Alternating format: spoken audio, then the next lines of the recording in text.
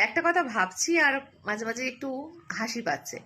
এই জন্য হাসি পাচ্ছে যে হয়তো আমরা না কখনো কখনো বাস্তবের থেকে অবাস্তব কথাবার্তা বেশি বলি। কেন বলছি?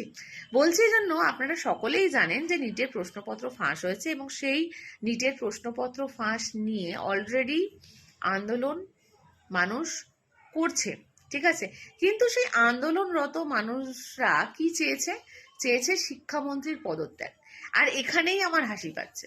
আচ্ছা, যে ব্যক্তিটি এত কষ্ট করে একটা টিকিট পেল, কষ্টই বলছি, এত মানে কি বলবো, সে সে ট্র্যাজেডি, সেই জীবন সংগ্রাম, সে আপনি আমি কি বুঝবো, এত কষ্ট করে একটা টিকিট পেল, তারপরে কত দাবিদারি করে একটা মন্ত্রিত্ব পেল, ঠিক আছে? সেই মন্ত্রিত্ব কিনা সে ছেড়ে দেবে এক কথায়? আপনি তার ভুলচুক আঙুল দিয়ে দেখিয়ে দেবেন? আপনি কে মশাই?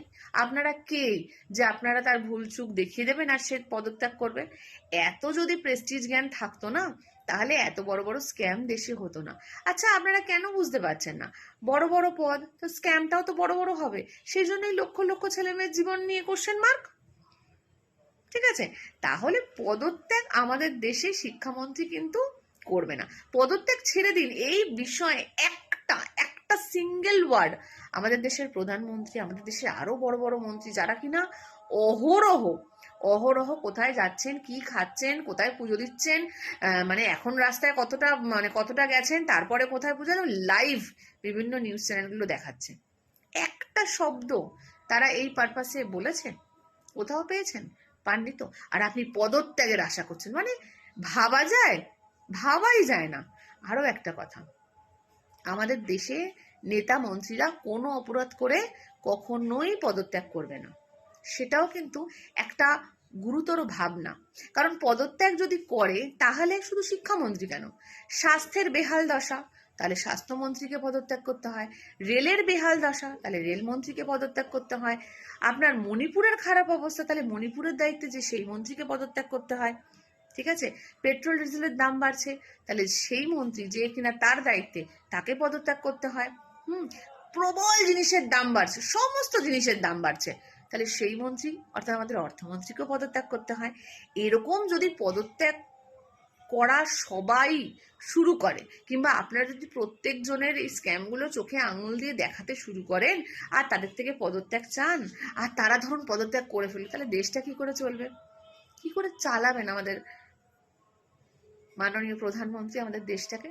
ভেবে দেখেছেন? তখন তো আমরা পিতৃমাতৃহারা হয়ে যাব। একটা দেশ কখনো প্রধানমন্ত্রী ছাড়া চলতে পারে? পারে না তো। তাহলে আপনারা পদত্যাগ কেন চাইছেন? আপনারা বলবেন আর তারা পদত্যাগ করে নেবে?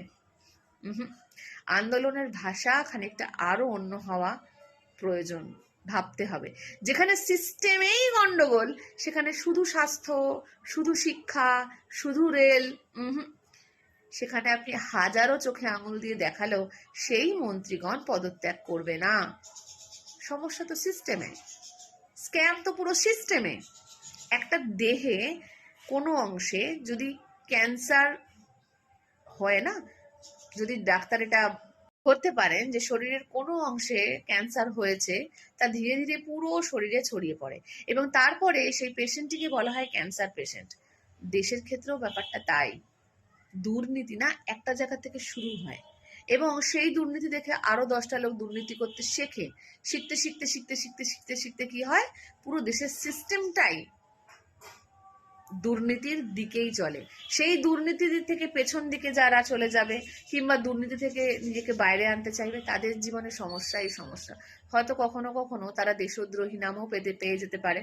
তাই আমার মনে হয়, এটা আমার ব্যক্তিগত মতামত, মন্ত্রীরা কোনোদিন পদত্যাগ করবে না এবং মন্ত্রীদের কোনোদিন পদত্যাগ করতে দেওয়া হবে না। এটা আমাদের দেশে প্রতিষ্ঠা করা যাবে না এবং এটাও এক ধরনের পরিকল্পনা।